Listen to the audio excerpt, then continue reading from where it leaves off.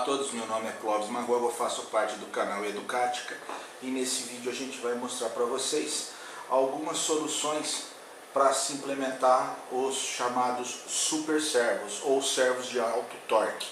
A gente tem alguns produtos de controle para a implementação desse tipo de motor e a gente vem percebendo um grande problema nas pessoas interessadas, que é o fato de você como fazer o acoplamento do eixo do potenciômetro ao eixo do motor, tá? Que é relativamente simples, porém fica complexo se você não tiver a capacidade técnica de fazer o acoplamento mecânico. E aí ele se torna realmente um grande problema. Outra coisa que tem ocorrido bastante, que a gente tem notado, é que o pessoal obviamente procura um produto ou um motor fácil de se obter e barato. Então nós detectamos vários problemas com esse tipo de motor aqui. Daí a gente nesse vídeo vai mostrar para vocês por que eles não devem ser utilizados. Um outro vídeo separadamente nós vamos abordar a implementação do eixo de realimentação em motores de limpador de para-brisa. Nós somos contra esse tipo de motor, tá? A utilização desse tipo de motor. Por quê? Porque ele tem um chamado efeito Tostines. Para quem não sabe, dá uma olhada no nosso vídeo é que a gente fala o que é o efeito Tostines. Esse motor aqui, ele tem força, sim, ele tem força, ele é parrudo, ele foi feito para funcionar por horas, tá? E tem um consumo elevado e judia do circuito eletrônico, exige do circuito eletrônico. Um detalhe importante é que esse motor aqui ele é de vidro elétrico, tá? Ele não foi projetado para funcionamento contínuo. Então, esse motor aqui com 5 a 15 minutos de funcionamento, ele esquenta barbaridade. Nesse vídeo a gente vai falar sobre o acoplamento em detalhe de pequenos motores e no próximo vídeo, na sequência, a gente vai falar sobre os motores de alto torque, tá? E mostrar para vocês que motores relativamente simples como estes podem e vão fazer o mesmo trabalho deste, tá? Agora vamos dar uma olhadinha na prática, como fazer isso, tá? Primeiro com os pequenos motores e um segundo vídeo com motores de maior capacidade de torque, não de voltagem, mas de torque e de alta corrente. O que é alta corrente? Corrente de consumo alta, ou seja, a gente considera alto acima de 5 amperes, tá certo? Então vamos dar uma olhadinha com mais paciência em todos eles. Bom, vamos começar a explicação. Aqui eu coloquei 1, 2, 3, 4, 5, 6 tipos de motores diferentes e um carimbo que não tem nada a ver. E a controladora, certo? Bom, esse vídeo eu vou dividir ele na verdade em 3 partes, porque senão vai ficar muito longo e aí o pessoal vai se cansar da minha voz, então vamos tentar diminuí-lo. Esse motor aqui, ele vai ser um comparativo entre todos eles, juntamente com esse tipo de motor na hora que vocês forem ver funcionando. O porquê de não utilizar esse motor aqui? Primeiro motivo, ele não foi projetado para se funcionar por longos períodos. Tanto é que o vidro elétrico do seu carro, você aperta o botão, ele fecha, ou aperta o botão, ele abre e você não fica subindo e descendo por horas. Então esse motor aqui tem uma característica que ele não foi projetado para funcionamento contínuo.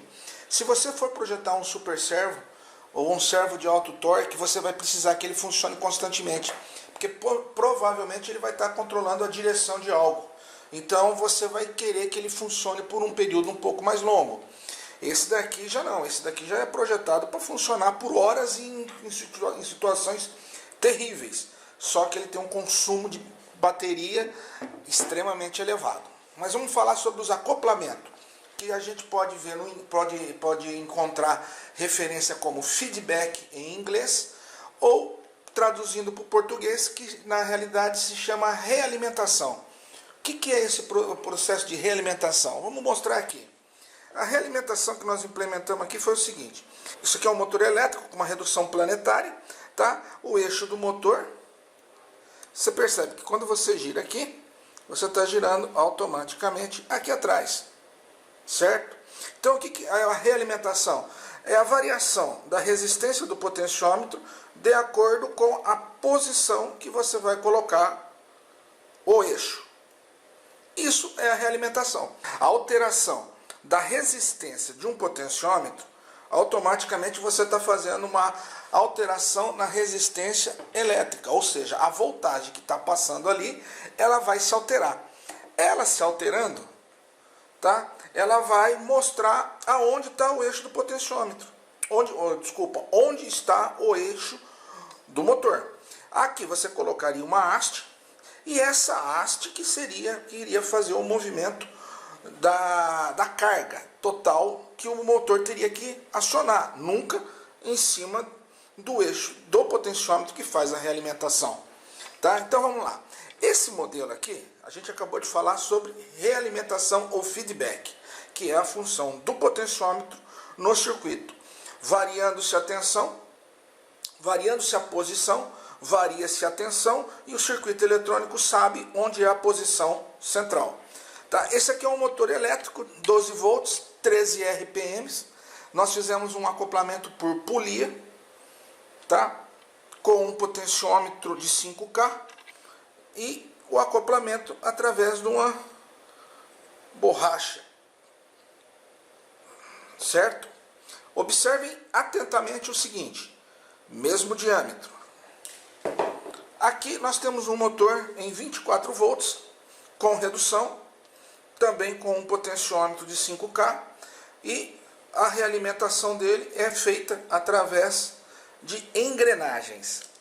Essas engrenagens têm como função a mesma função dessa implementação, só que aqui usa polia e aqui engrenagem.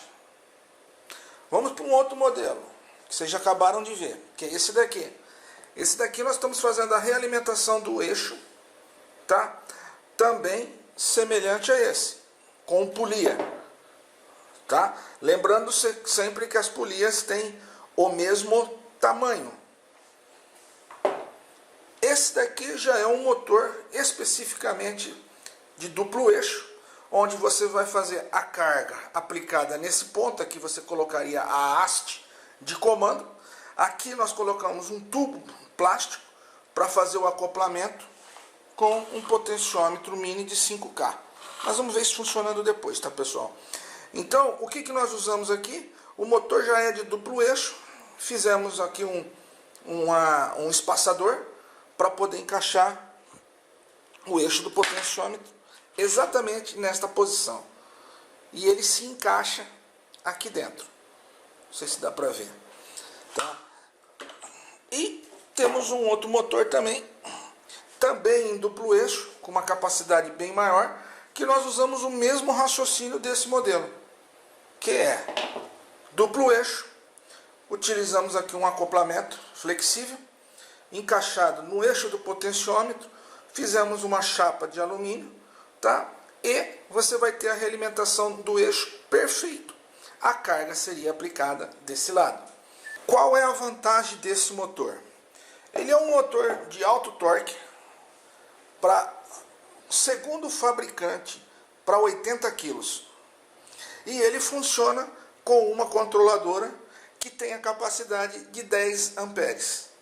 Tá? Apesar de vocês verem ele funcionando nessa controladora aqui, ó, que foi projetada para 4 amperes, que nós vamos mostrar todos os motores funcionando nela, o que você tem que levar em consideração é o seguinte: o motor ele tem esse consumo sem a carga aplicada ao eixo, ou seja, se aqui você for ligar um sistema de rodas de um veículo radiocontrolado, quando você aplicar a carga aqui, o consumo do motor vai mudar.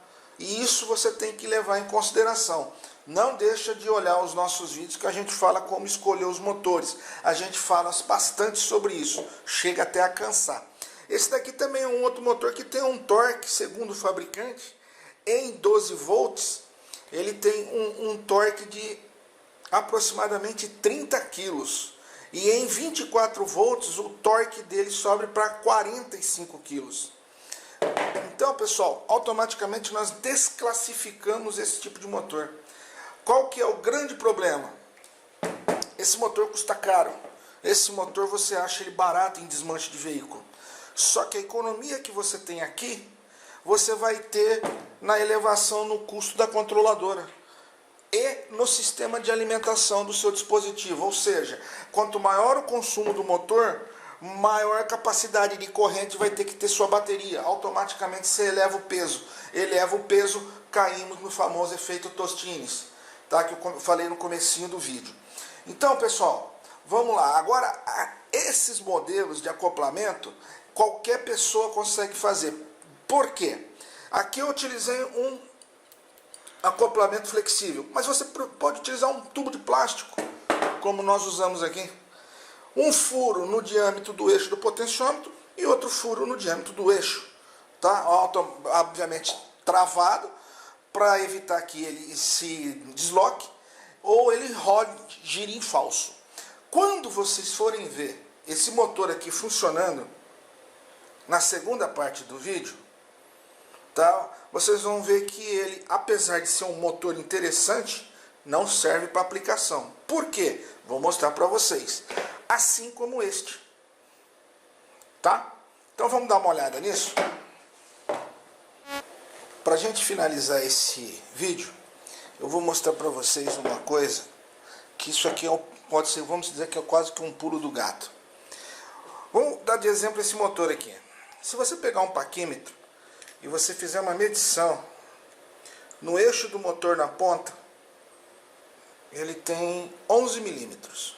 Não, mentira, 10 milímetros. Ou seja, 1 centímetro de diâmetro. Certo? E aqui ele tem 0,6 nesse ponto. E aqui, nesse ponto, ele tem 10 milímetros, ou seja, 1 centímetro. E aqui atrás, pessoal, olha só, no eixo que a gente pegou de realimentação, ele tem 4 milímetros. 0,4, quase meio centímetro. Certo? Então, o que acontece quando você for ligar esse motor e esse aqui? Esse motor não tem nada a ver com diâmetro, tá? Mas ele tem a ver o seguinte. Eu coloquei isso aqui para vocês para explicar uma coisa que eu pensei que era fácil das pessoas entenderem, mas eu tenho notado que não. Isso tem dado um trabalho para explicar para os clientes. A gente teve alguns clientes que comprou nosso equipamento, nosso produto, e na hora de fazer o acoplamento, o que ele fez? Ele colocou uma engrenagem grande, e aqui eu estou pegando uma saleta aqui, mas só para um exemplo, e uma engrenagem pequena. O que ele fez? Ele colocou a engrenagem grande no motor, a engrenagem pequena ele colocou no eixo do potenciômetro. Pessoal, um eixo de potenciômetro, ele não dá giro contínuo de 360 graus. Olha só, deixa eu achar o foco. Ó, tá parado, todo para um lado, ó, vou inverter.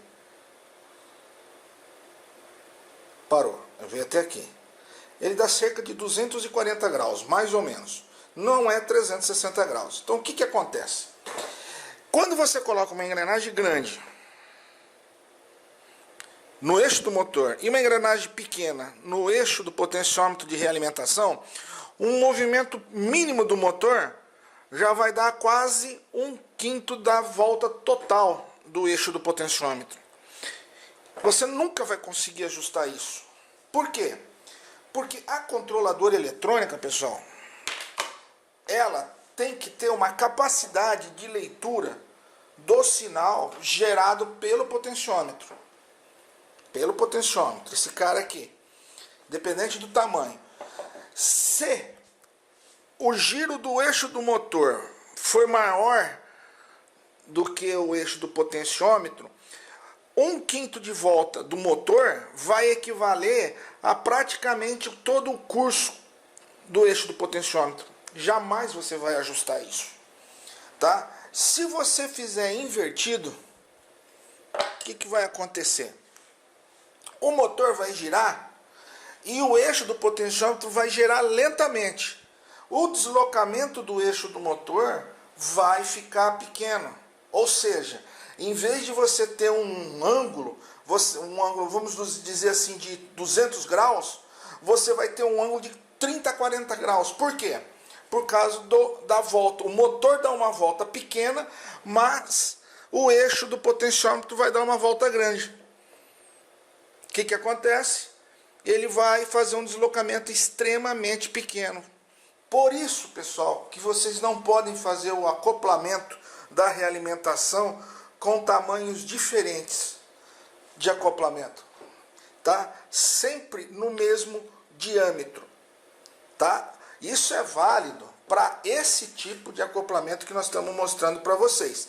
Tem o acoplamento por alavanca, né? Que a gente vai ver depois, porque eu estou aguardando chegar uns potenciômetros deslizantes para mostrar para vocês, tá? Para todos os efeitos, pessoal, a controladora ela tem um limite de velocidade de leitura da variação da resistência e, por consequência, da tensão gerada no potenciômetro. Se for mais rápido do que a capacidade da controladora de ler essa voltagem, você vai ter um funcionamento horrível, tá? Praticamente impossível de se usar. Esse motor tem essa característica. Por quê? Porque ele é um motor muito rápido, com diferença nos eixos. A leitura que o circuito vai fazer é uma porcaria. Ele vai ficar sempre pulando na bancada. Ele fica assim, ó. E esse aqui, ele não tem o problema do tamanho do motor, desde que você use uma engrenagem do mesmo tamanho. Mas ele tem um problema de superaquecimento e o número de RPM dele é muito alta, fazendo com que ele movimente o eixo do potenciômetro muito rapidamente e o circuito eletrônico não consegue fazer a leitura. Então, certos tipos de motores não se deve utilizar devido a essas características, tá? Como a gente vai finalizar esse vídeo e vai ter mais alguns só falando sobre isso, tá? Vocês vão ver na prática isso funcionando. Beleza? Pessoal, se inscreve no nosso canal, dá um like. Qualquer coisa, deixa uma mensagem aí que a gente não deixa de responder para ninguém. Abraço a todos.